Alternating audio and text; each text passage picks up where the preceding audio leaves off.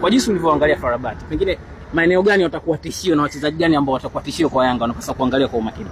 Honestly, kusema ukweli kabisa bila kupepesa macho, FAR Rabat wana timu nzuri kabisa. Wana timu nzuri. Kabla ya kuangalia maeneo gani muhimu kama swali lako la msingi linavyouliza, lakini FAR Rabat uangalie total last campaign.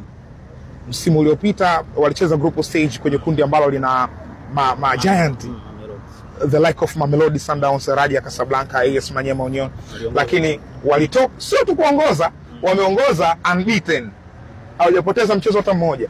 Wameenda kutolewa na Pyramids katika kota robo finali. Tena Pyramids kashinda mechi moja tu goli 4-1 ile ya kule Egypt.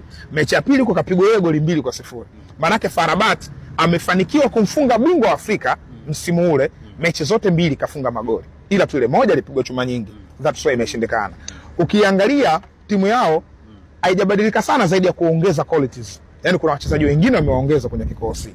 Hao wachezaji ambao wameongeza the like of kina Reda Slim ni moja ya viungo washambuliaji hatari sana. Reda Slim amerejea. Aliondoka kaenda Lahli. Yes, alikuwa Morocco, akaondoka kaenda Lahli, amerejea tena nyumbani. Kwa hiyo Reda Slim ni miongoni mwa hizo rasilimali mpya ambazo wamezileta, lakini pia kuna Mendy, yule beki wao. Yes, naye yuko pale. Hao ni baadhi ya wachezaji. Lakini sasa tukija kwenye swali lako la msingi sasa, kwa maana ya eneo gani ambapo FAR Rabat liko vizuri? Maeneo mengi FAR Rabat wako vizuri. Sio kama wafungwi.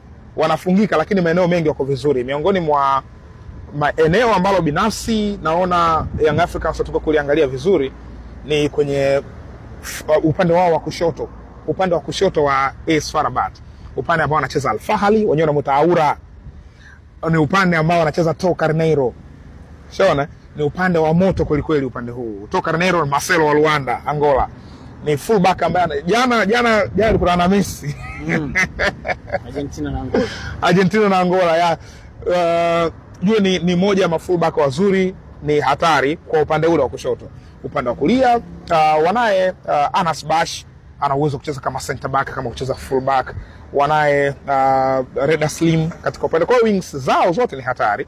Lakini kwenye eneo la midfield yupo Mohamed Rimat. Alikuwa captain pia, tulimuona katika finali za CHAN zile. Alikuwa yuko pale.